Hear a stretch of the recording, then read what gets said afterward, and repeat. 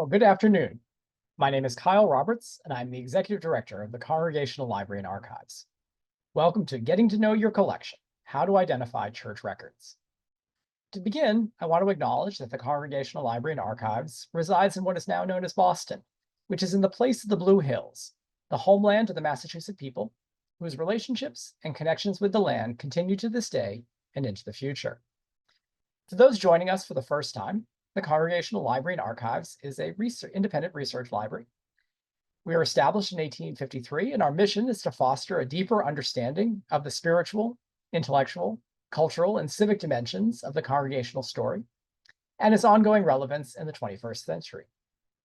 We do this through free access to our research library of 225,000 books, pamphlets, periodicals, and manuscripts, and our digital archive, which has more than 130,000 images, many drawn from our New England's Hidden Histories project.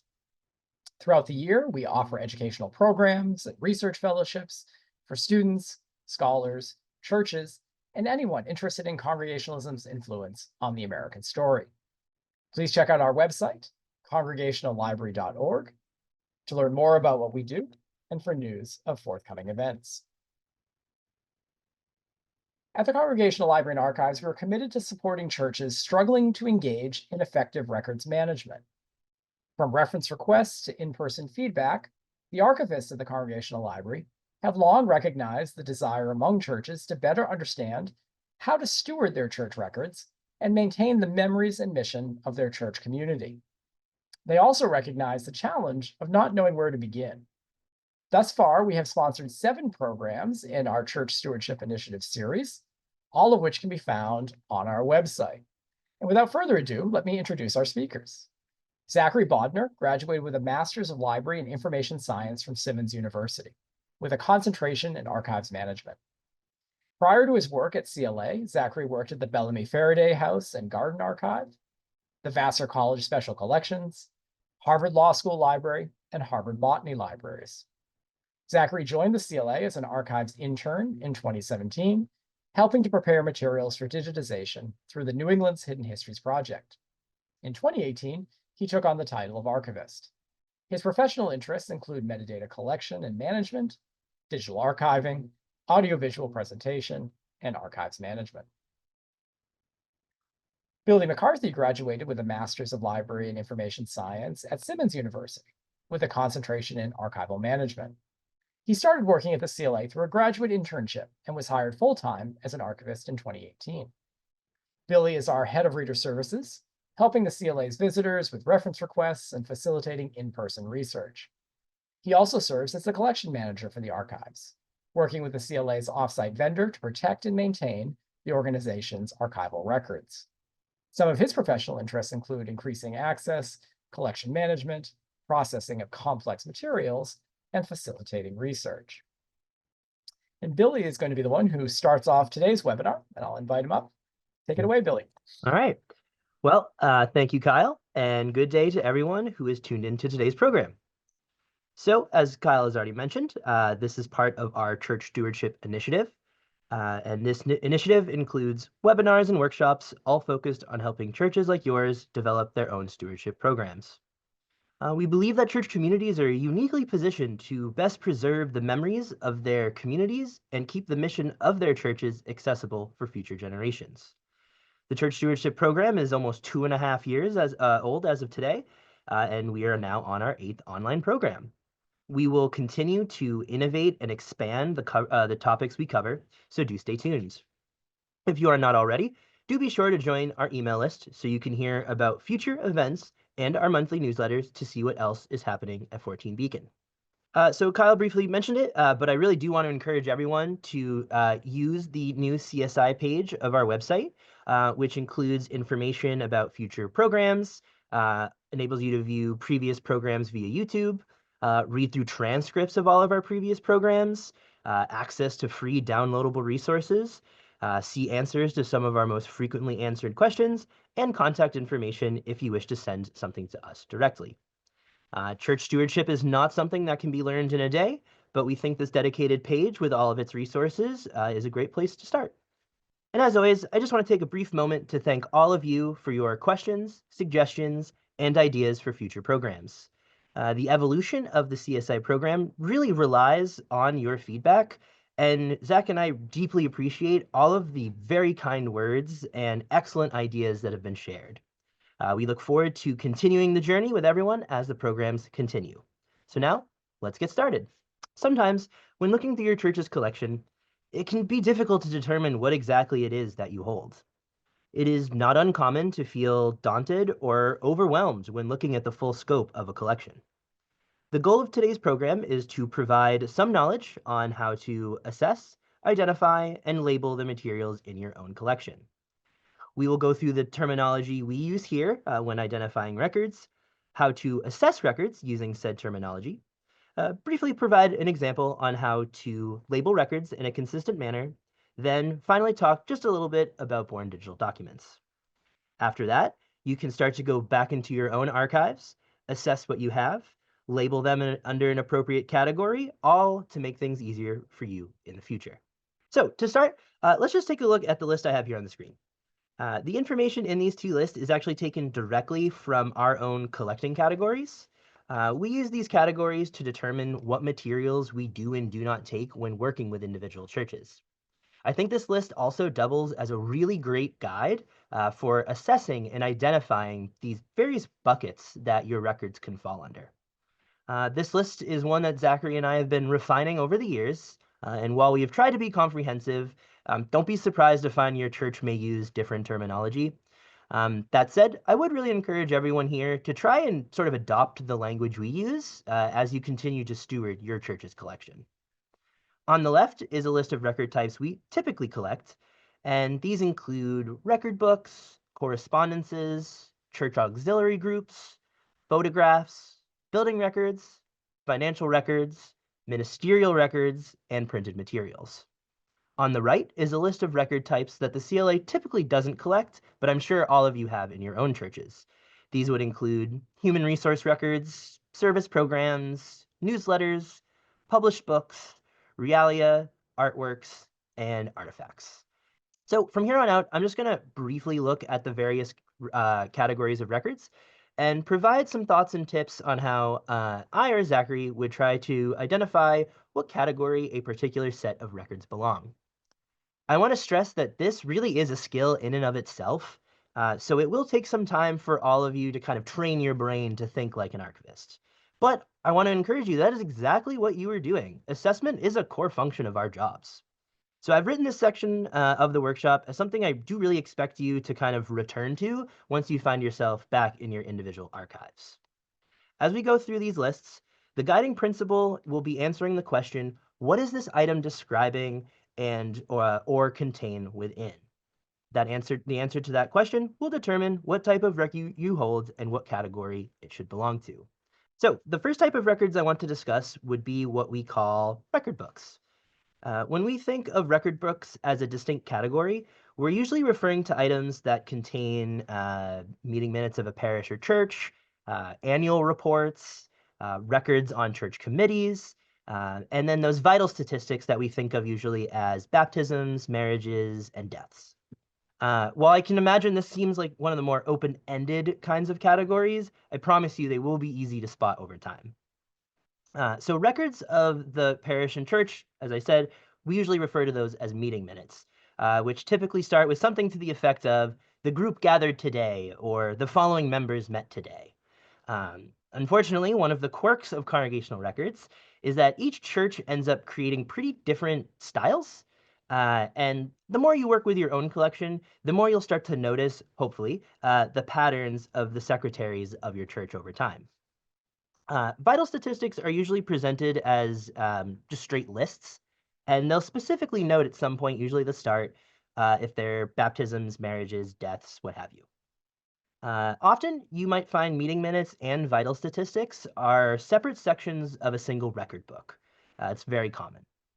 Member directories are similar to vital statistics because they're presented in this kind of huge list that your eyes will notice are just visually distinct. Annual reports are probably the easiest because they're normally separate documents, or if they're within other meeting minutes, they'll specifically point out that we gathered for our annual meeting or our annual visit or something to that effect. Church committee records are similar to the parish and church records in the sense that typically they're going to call out the name of their committee throughout the volume or pages, depending on the format. Identifying these records may require you to kind of read rather in depth at certain points to find out that exact name. But again, practice will make it easier as you go. So the next set of categories I want to discuss now are the church auxiliary groups. So these typically include groups, clubs, or societies that sort of, exist within your church as kind of its own separate entity. Identifying these categories of records usually is pretty easy because the name of the group is either is used somewhere, either on the cover of the volume or the first few pages of the volume. It's often quite common that the first few pages will include like bylaws or a statement of purpose or something to that effect. Thankfully, it's pretty rare for auxiliary groups to share the same volume, but always be sure to double check. Next would be what I would call a fairly easy category, which is finances. I'm going to say it's easier because, well, there'll be numbers in them and math, which you really won't find any other parts of the collection.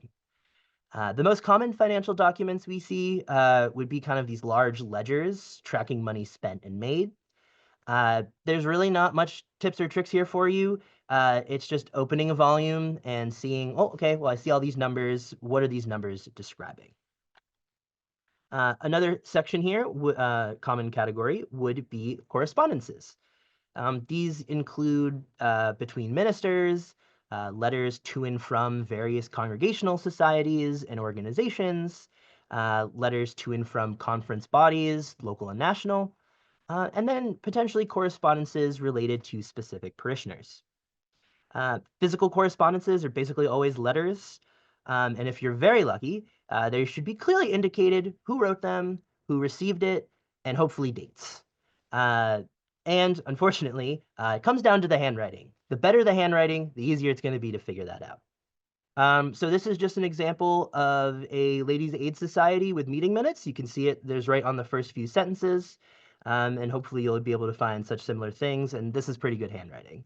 And then right here, finances, cash right there on the front.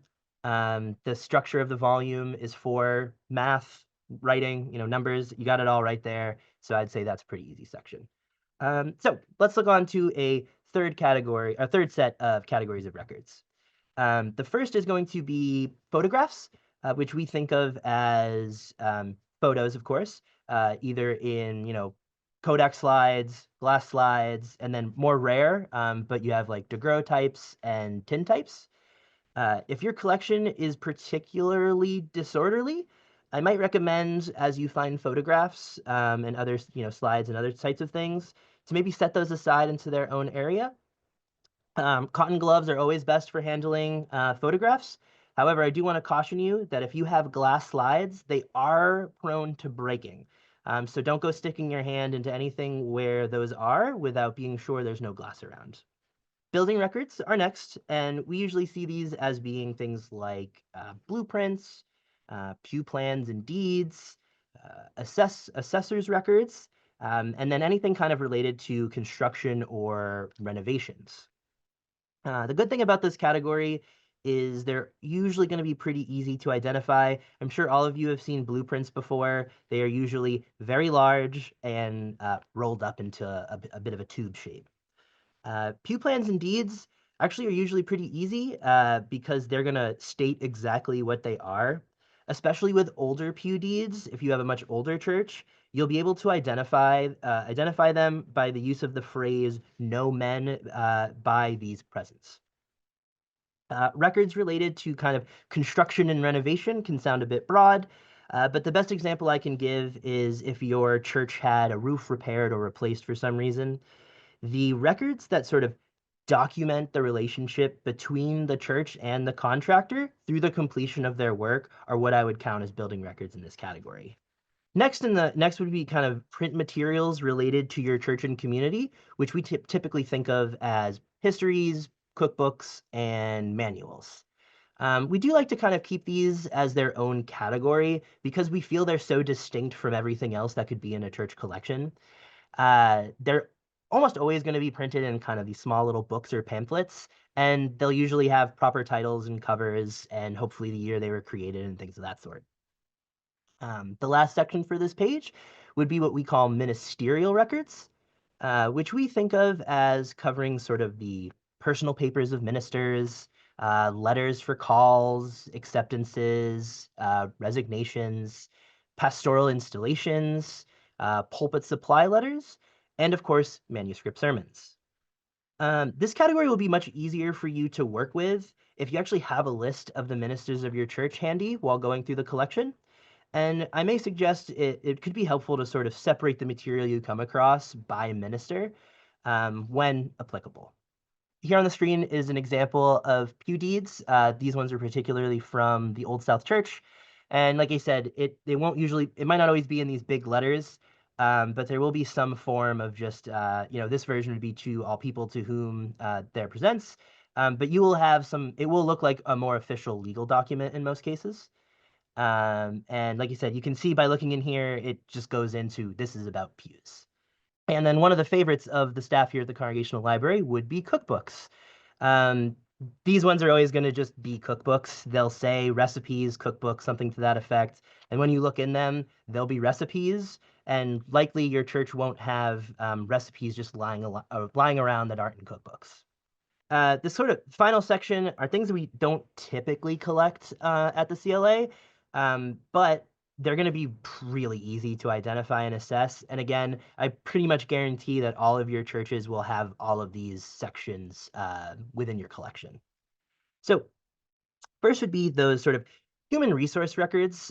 These are kind of those employment files, documents with social security numbers or other kinds of personal identifiers, and then any other kind of legal records that are related to employment. I say they're easily identifiable just due to their content. I've looked when these sorts of records come across your desk while you're doing work, your flags are going to come right up and you're going to be like, oh, these are human resource records. When at all possible, I really suggest that churches just select one person that's in charge of these records due to their sensitivity. I also encourage, as you come across these files, to put them in an area that is not accessible by everyone on a church's staff, either in a safe, in a locked, minister's office, something to that effect. But do try to keep those separated out from just your plain old meeting minutes. Weekly service programs, your church newsletters, books, Bibles, pulpit Bibles, and hymnals. I don't really feel I need to say much else about those, besides kind of making those clear that these are kind of a category of records. You should be able to identify a pulpit Bible, identify a hymnal, identify a church newsletter, etc. For the programs and newsletters, if you have a rather complete run of them, I really do suggest you try to keep those all together in one location or in a particular folder, because it can be really helpful, if you need to find something from a particular period, knowing that they're all in the same location. And then we have artwork and artifacts. These are usually referring to, paintings. Particularly here at the CLA, we have a whole bunch of gavels, communion silver, metal plaques, baptismal fonts, you name it, things of that sort. So the final category I want to just briefly mention is this, what we would call in archives realia, which basically are what we would call objects from everyday life. These are most commonly seen through kind of posters, charts, maps, banners, and calendars. The word kind of leans a little more on archival science than the others. But as long as you keep those examples that I have, you're going to be just fine figuring out what these are. So these are just some examples of newsletters from the Fourth Congregational Church in Chicago. I went with ones that are visually distinct because I thought they'd be interesting. I'm sure all of you have huge piles of these somewhere in your archives. And because I mentioned it, the CLA loves its gavels. We have this nice little box of them, so I figured I would just use that as an example for artifacts. After you identify an item as being in a particular category, I would really encourage you all to kind of put these items into folders. We've had a program that talks about purchasing archivally sound folders, but as Zach and I have pointed out on many occasions, you have to buy the supplies that match your ability. So if you end up just using plain folders from Staples, that's fine. That's fine for now. The idea is we just really want you to start getting used to folders, used to labeling, and used to that sort of intellectual work. So to the left, I've sort of written what category the record is in, and then I've put the title of what's being described underneath said category. So for instance, we have Church Auxiliary Group, and then the Ladies Aid Society, and then financial records, and an account book. You'll notice I also put dates, which we didn't really talk about today, but if you can determine them while going through that kind of identification and assessment, try and put that in there whenever possible. And then the least important for right now is if you've already started using boxes and you started ordering things together within folders, it can be helpful to add a kind of box and folder number. If you were here during our What's in a Collection workshop, a lot of this is going to be a bit of a rehash, and I encourage everyone to go give that one a watch after this today. Identifying and assessing records really is the first steps in our jobs as archivists when processing collections. It will take some time for all of these suggestions to start to click, but once they do, this entire process is going to become second nature to you, I promise. If I could end with just one little small suggestion for those that are still feeling a little confused, the next time you're in the collections in your church, replay this section, grab one volume, grab one item, replay it, and see if you can figure out and then eventually learn, okay, this belongs in this category. Again, the more you do it, the easier it's going to be. I'm going to go ahead and stop, and now let's take a turn to the digital with Zach. Thank you. I'm here to cover some fairly basic digital assessment and preservation tasks, as well as some recommendations for how to organize and name files held in your church's archive. All right. I also have a quick disclaimer. I only have access to Windows systems, and I'm not super familiar with Mac systems myself. So while a lot of what I will be talking about today is system agnostic, there may be some screenshots and instructions that are focused specifically on Windows systems, as those are really all I could have access to for this. Specifically Windows 10, though I don't think Windows 11 has made any significant changes to the ways files are handled or organized or visually displayed. To start, most of the information Billy has provided applies to identifying the content of the digital files that you may have in your church. So I will instead mostly be focusing on the identification, assessment, and organization of the files themselves as they exist on your computer. Most files can be organized into one of four categories. Documents, which are things like word processor files, presentations, Excel sheets, or basically anything you could imagine yourself printing off onto a letter-sized paper. These are your photographs, your graphics, and pretty much any other typically static image, though technically GIFs are in this category. Video is most of your moving image stuff, and it's usually accompanied by audio as well, while your audio files are just specifically audio, no accompanying image or video. There are plenty of other categories of files that you might run across, databases, executable files for software programs, but these are usually not things you need to or want to be archiving as part of your church's archive. As part of that archive, you really only need to think about the records your church has deliberately created as part of its daily functions.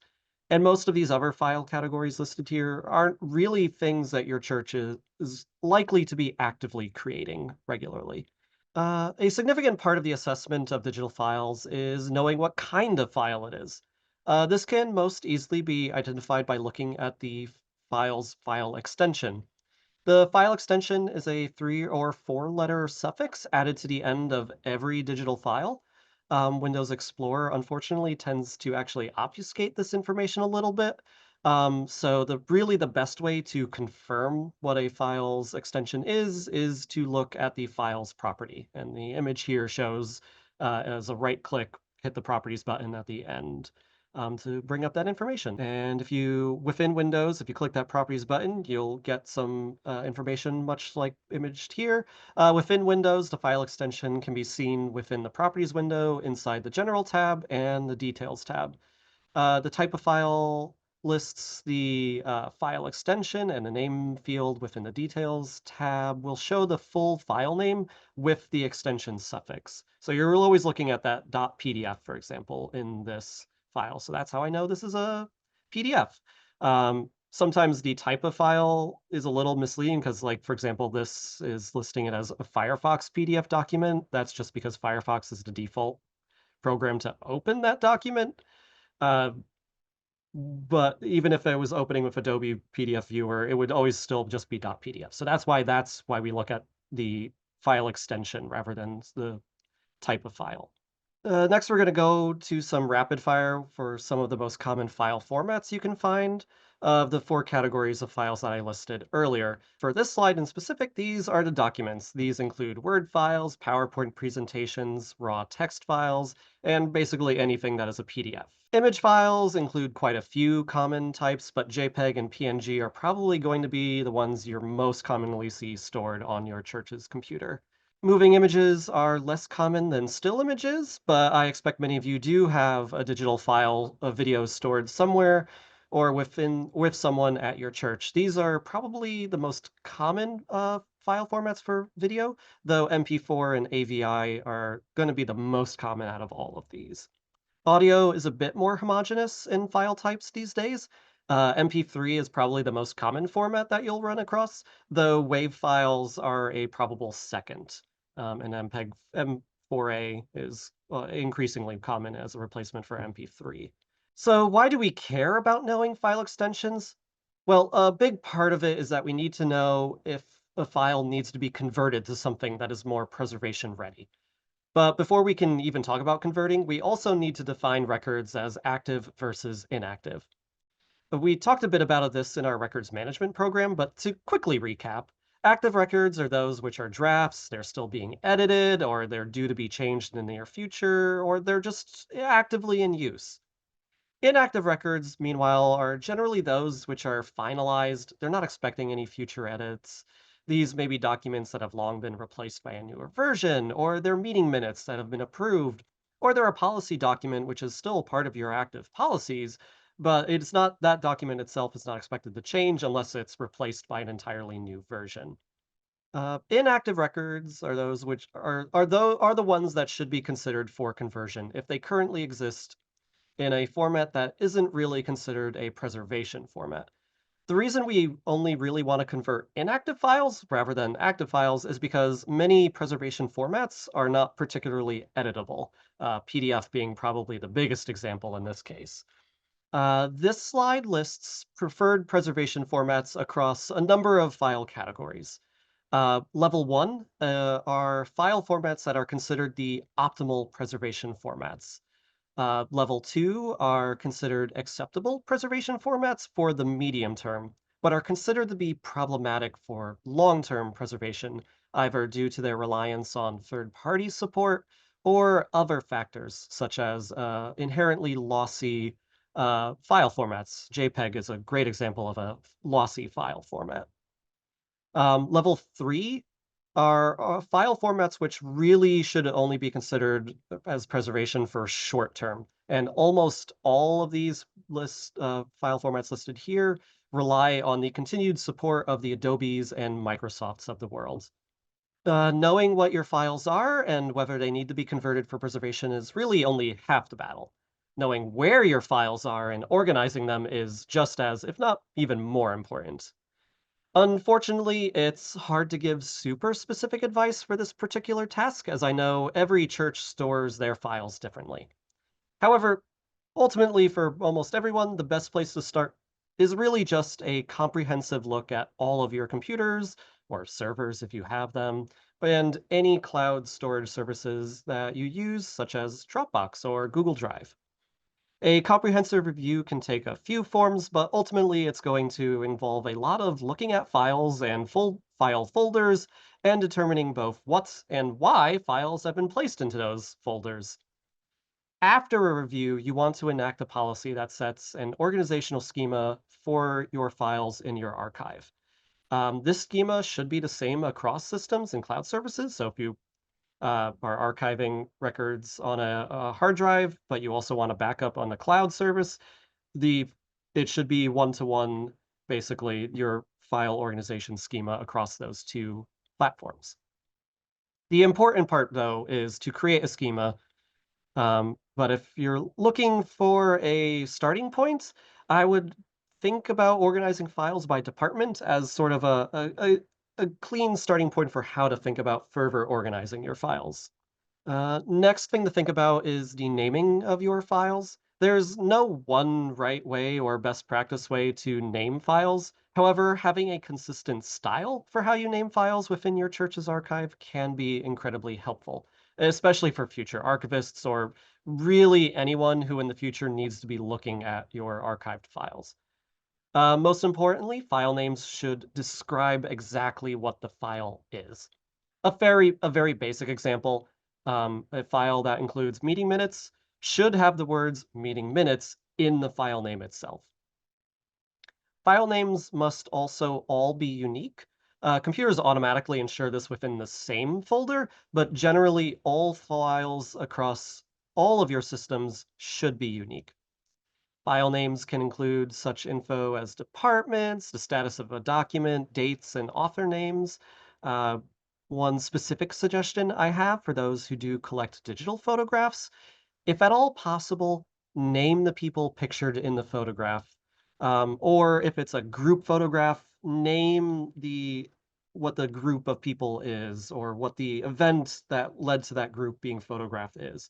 Basically, any kind of identification of those photographs within the title itself will be super helpful for future people. And here are some example file names I've come up with, including in this middle of this list the name of the file that is using the script that I am currently reading from. File names don't have to look like this. This is how I style files that I create.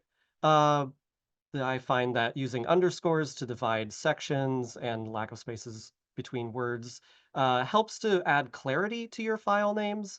I personally think this is a good way of doing it, but this isn't a requirement or any kind of standard. Mostly importantly, those clear file names which describe the content of the file is what you're really aiming for with however you go about naming files within your archive. Thank you again for being here for this church stewardship program.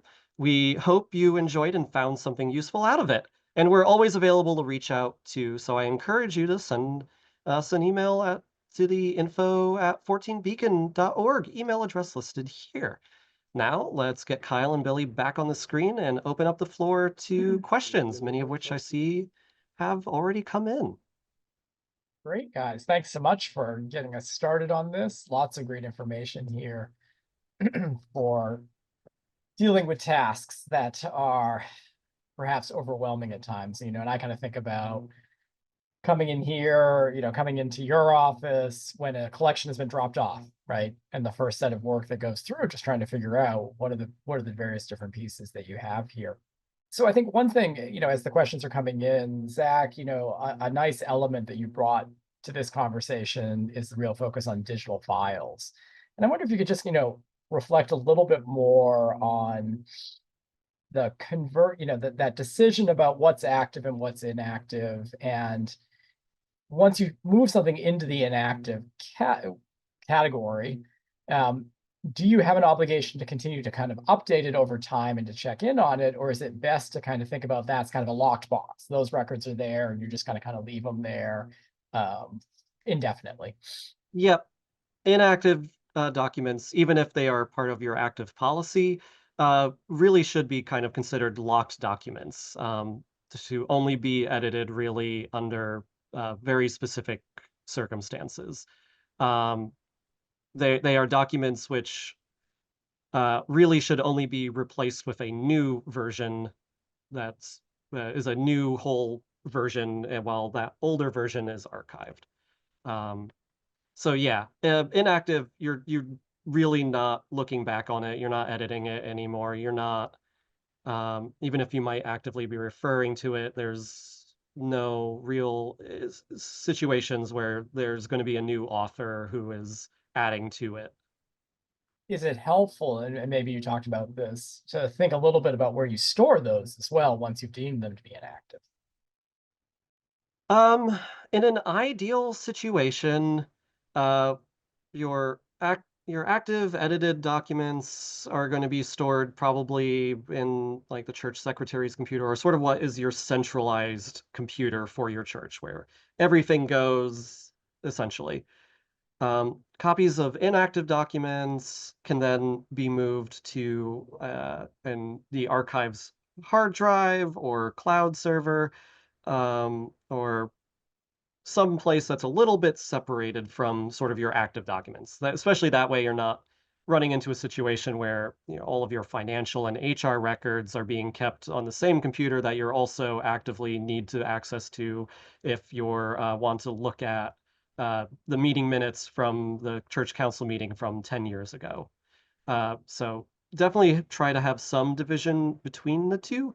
You can still have copies. One great thing about files is that you can have multiple copies in multiple different locations. So you don't need to delete your meeting minutes from 2016 on your office computer when you move them to the archive. You can just have a copy of those files on the archive hard drive or on the archives Google Drive.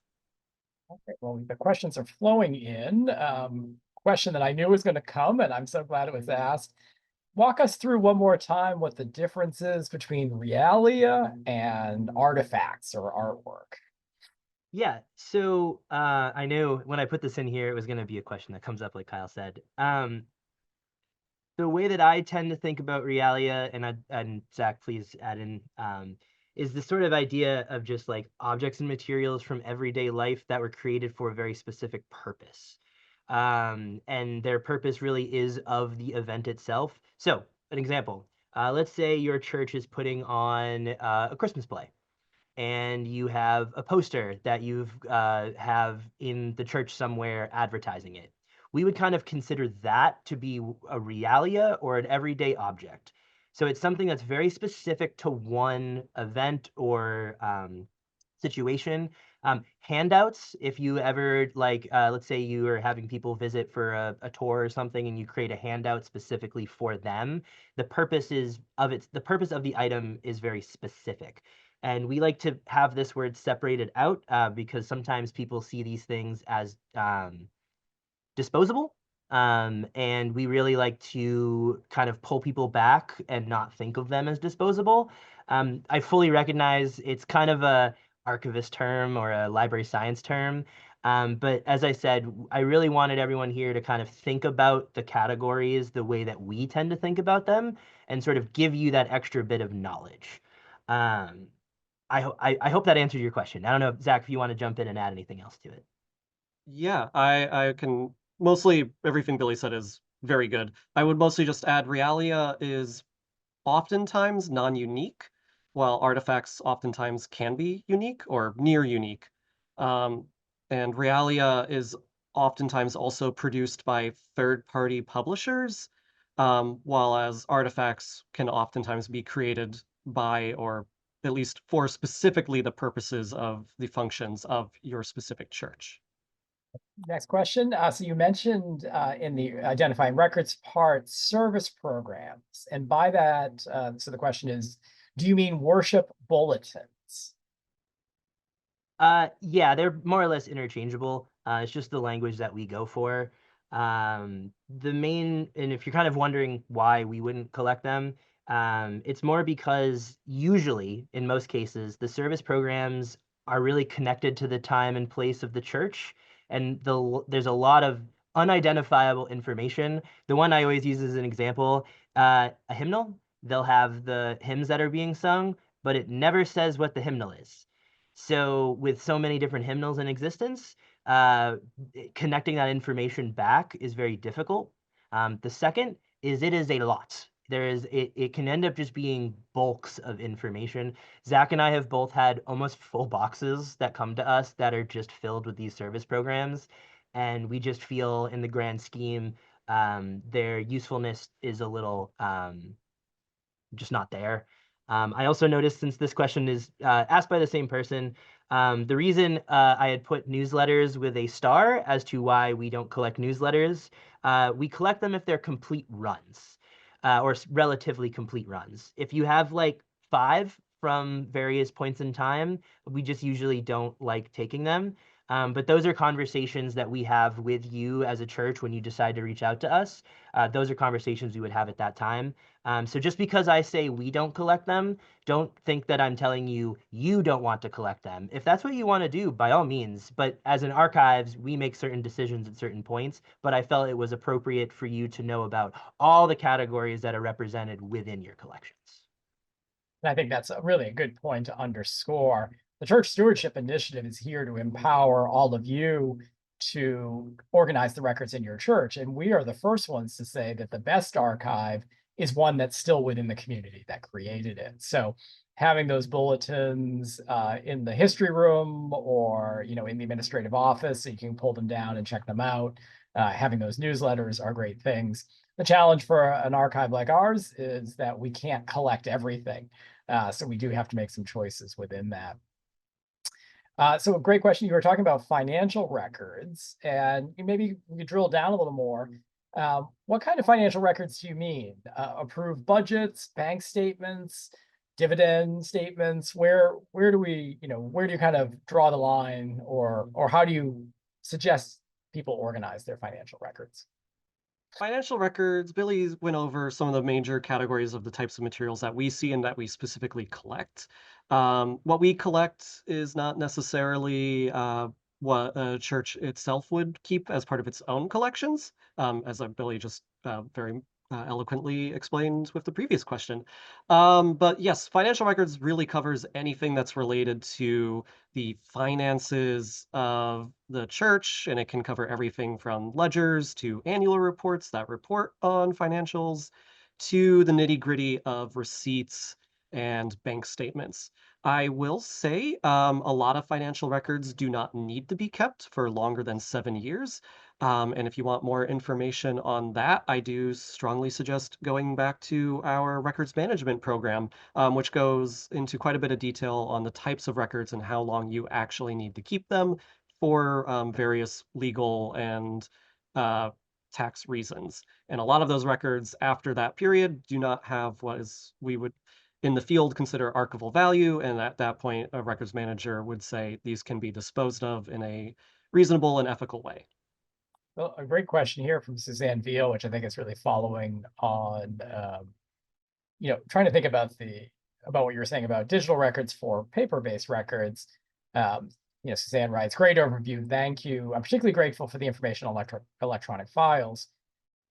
Should we follow the same retention schedule as for paper records?" So thinking about that active, inactive. Yep. Pretty much everything that we talked about in that program applies to digital records as it does to physical records.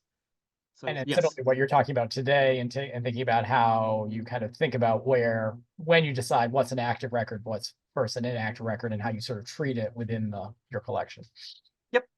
Yeah, and so I mean, Mary Hopkins asked a question which I think we were kind of getting at earlier. Inactive documents need to be format converted forward. No, I guess, there are ways that there are sort of limits to the work that we can do here. I think about, the papers that I wrote in college 20, 30 years ago. I can't access them now because they're written on now deprecated forms of software. As you all think about what you would want to receive as they come in, is it better to keep them in their sort of original, to do that one move forward and then keep them in that keep them in that format, or should you revisit it every 20 years, or? Um, I think there's a couple of different questions there. When we receive digital records, we kind of receive them as is. So we would never ask for someone to do a conversion forward as part of donating their records to us as part of a major donation, especially at the end of a church that is in the active process of closing or merging or such. Um, for within your own church's archive, I would suggest actively converting at the time of transfer to the archive of digital files. A good way, if you already have your archive set up, if you've done a lot of work already in creating the organization for your archive, physical, possibly even digital. Something we kind of suggest, I think we've suggested in previous programs, is just have a time every quarter or every year, depending on what availability is, to just say, okay, we're going to do a major transfer of files at this point in time to the archive. What are the tasks that we need to do at that point? At that point, convert all of your Word documents to PDFs, transfer them over to the archive's hard drive or however you have it set up. And that's a really good way to actively approach this while also not having to think about this literally every time you create a file. Oh, I also need to create a PDF so I can put it into this other Dropbox right at this exact moment. No, you can just do it at a set clip, however that clip is set. It could be monthly. I think that's probably too much. It could be yearly. That's probably a good sweet spot. So a follow-up question on the realia versus artifacts. Just clarification, is realia not for archiving, but artifacts are, or vice versa?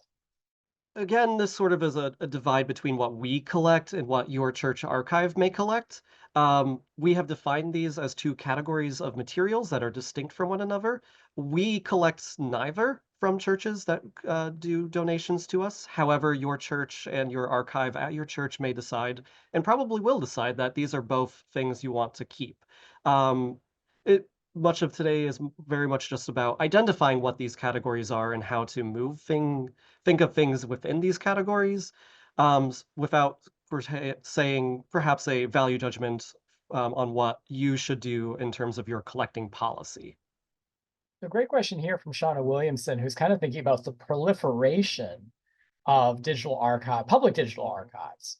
And Shauna asked, do you work with the New York City Public Digital Archive collection for your records? I guess Digital Commonwealth might be another one we would ask for. How do churches maybe think about those public collections, and if there's a possible relationship with them?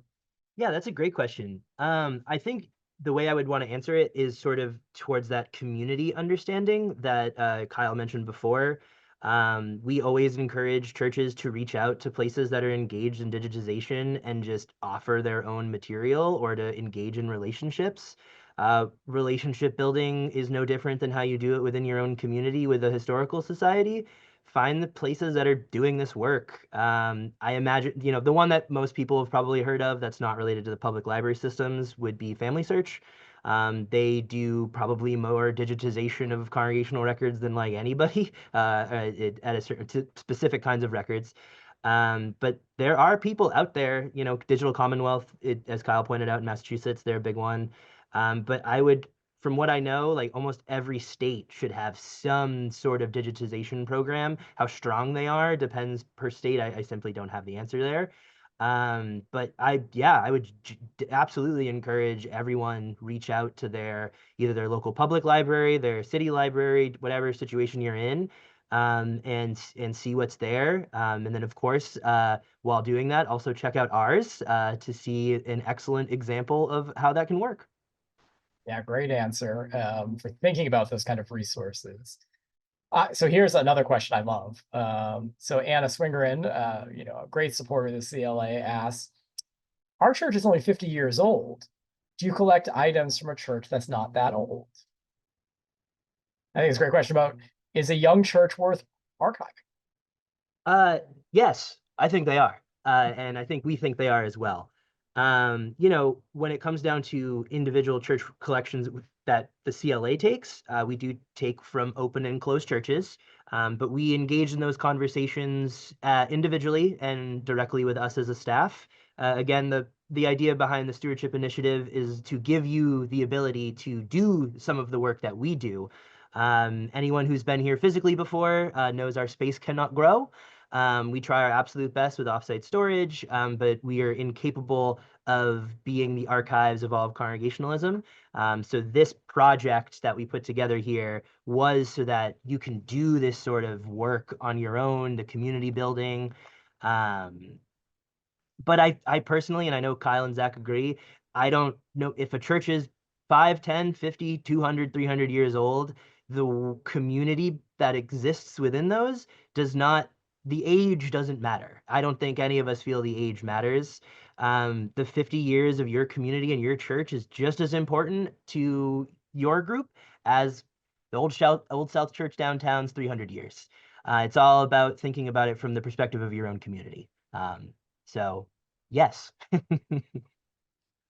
Great response. The three of us will go across the country, right? And, we live in a region where a 400-year-old church, yeah, okay, we have them. But we go to other parts of the country where a 100-year-old church is an old church. And I will say that we want to ensure that the entire 400-year history is preserved. And so a church that's come together in the last 25 years is going to have some really important things to talk about, and to show us about not just what the community was, but also how this tradition has evolved and adapted and changed. And I know Zach is working right now with a church that I think is 20 or 25 years old, and one that, is in the legacy process, but they're, that's a 21st century, almost exclusively 21st century church. We need to know, what did it look like then? So, I'm going to underscore with a big line, no church is too young to really be thinking about preserving its story. So I think we're coming short on time, and I think there's a great question here from Mary Hopkins. What responsibility does an archivist have for keeping track of digital formats and making sure they're still accessible, especially for born digital materials, which can become unreadable? And I think there's maybe two parts there, if I can add to it. One part is it okay to only focus on the non-digital records? Can you still be an archivist and just do the paper stuff? Do you have responsibility if you're doing this work to think about the digital as well? And then Mary's question on top of that about making sure they're always going to be accessible. Short answer, kind of yes. Uh, there's a few layers deep there, which is also like if you are a digital archivist at a archive that actively collects digital materials, then yes, that is your responsibility to ensure that those files don't degrade, that they are still openable by programs, and that you have built the environments that will allow or those programs to be opened even if the software has gone obsolete. That's where emulation in certain digital repositories comes into play. If we are talking about the church archivist who may or may not uh, have deep training in archives or who may or may not be a full-time employee of the church, that's where things get trickier. In an ideal situation, yes. Your church archive is hopefully in a situation where you are thinking about these digital files and trying to ensure that they are accessible on a hard drive, that they're not stuck on a flash drive or a CD that could die in the next few years, that you're converting the files to PDF or another file format that is more preservation ready for the long term. But as many times we've said in the course of this program, we understand that the ideal is far from reality. So oftentimes our advice really is do what you can. Um, Even just thinking about it is already a lot of work towards, well, ensuring preservation. So really our advice almost always boils down to do what you can. If it isn't, pitch perfect what the archivists at MIT and Harvard are doing with their lots of money behind them, that's fine. We're also not capable of doing that ourselves. We work in an environment where resources are limited, and you're working in an environment that resources are even probably more limited. So it really is just a case of do the best you can with the resources that are available to you.